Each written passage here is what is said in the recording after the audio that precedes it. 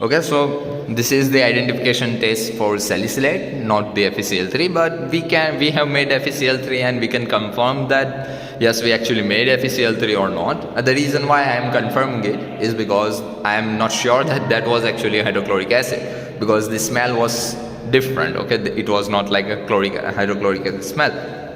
So what you have is the salicylic acid, or you may have aspirin, any kind of salicylate, and when you react with the FeCl3, right, it must be a neutral pH. Then what happens is that iron creates the complex around FeCl3, right? This kind of complex is created, iron has 6+, so it creates a very large complex, and this complex has a color violet.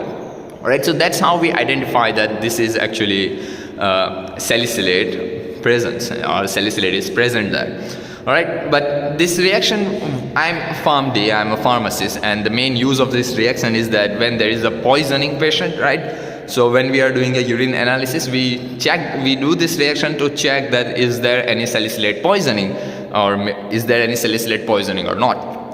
But doing in the lab, it's kind of like different. Alright, I will explain while we are doing a practical what I mean. So let's just go directly there.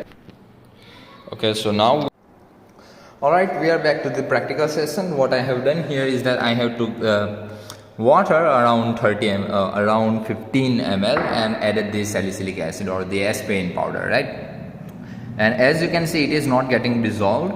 It is actually hydrophobic in nature, right? So we need to dissolve it in order for our reaction to occur. Usually when we are doing a urine analysis, right, we don't need to do any of this step. We just add FeCl3 directly. The reason why we don't need to do anything there is because our liver has already made it soluble, right? Right now it is not soluble in water. See, so what I am going to do, I will show you what will happen if we add FeCl3 right now. Reaction is not going to happen. Nothing is going to happen, right? So I am adding FeCl3 solution. Right, and see, nothing actually happened at all, right?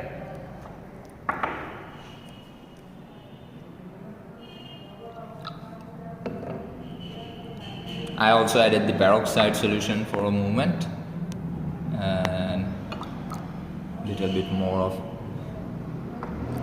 FeCl3. So now let's see.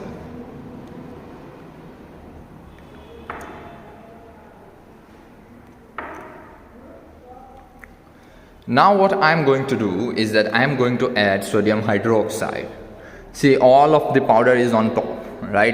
It is not getting dissolved. So what I am going to do, I am going to add sodium hydroxide solution. So I am going to add just little amount of sodium hydroxide, and the reason why we are doing it is because this reaction occurs at the neutral pH. That's also the thing you need to consider. So let me just get my hydroxide on.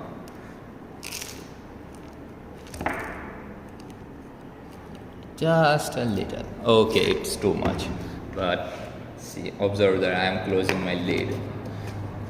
See, it will be purplish complexes will be formed. The color is going to be purple. Okay.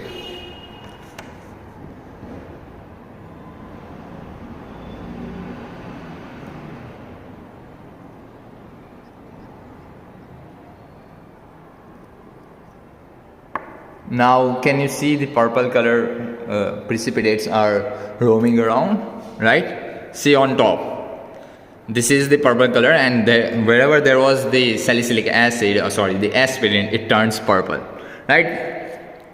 So it's like a permanganate color. If I mix it very well, then you will be able to see the actual color. See.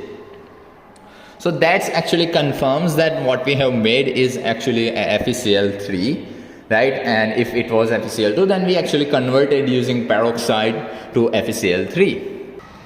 And see,